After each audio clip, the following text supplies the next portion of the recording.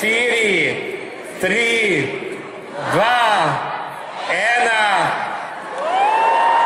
Srečno, Ljubljana, najlepša si. So prižgali luči v Ljubljani, pa vaši prvi vtisi na letošnjo okrasitev? Lepo je.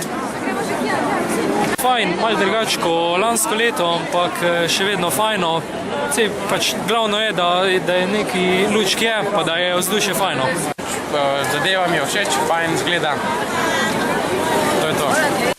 Bilo je v redu, mislim, okrasitev je zelo lepa, vse, mogoče nima pač, di je malo preveč, ampak ni problema, lepo je zelo, no. Sicer, mislim, koliko vam pomeni to, da so ulice slovenskih mest okrašene v tem decembrskem času? Je to pripomore k nekemu vzdušju? Ja, meni je zelo lepo, pa mislim, da tudi za otroke je zelo lepo. Čakaj, stop. Smo pa lahko bolj razkošni ali pa manj v teh časih. Ja, pač ekološko čist ni, ampak nekje pa malo vsem treba žrtvovati, zato da se imamo fajn, ne? Pa nam je v lučkah bolj fino, recimo, ko... Ja, že neko piko ne da temu nasploh božičnemu oziroma decembrsko vzdušju, tako da jaz pač podpiram to.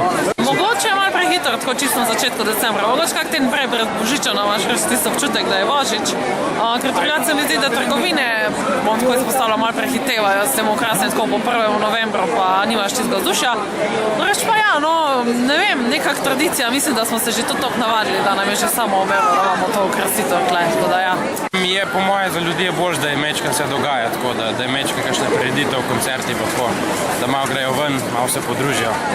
Po moje je to kar pozitivno, še posebej zdaj v teh časih, ki so malo težji, da je moralo pa do vse skupaj. Ziher bi se dal ta denar kako bolje porabiti, ampak bom rekel, vsem bolj štakle, da imajo ljudje nekaj od tega, ko pa da denar pač izgine skozi eno ali pa skozi drugo luknjo, ne znano kam. Čeprav tukaj je vsa investicija vidna. Ja, točno tako.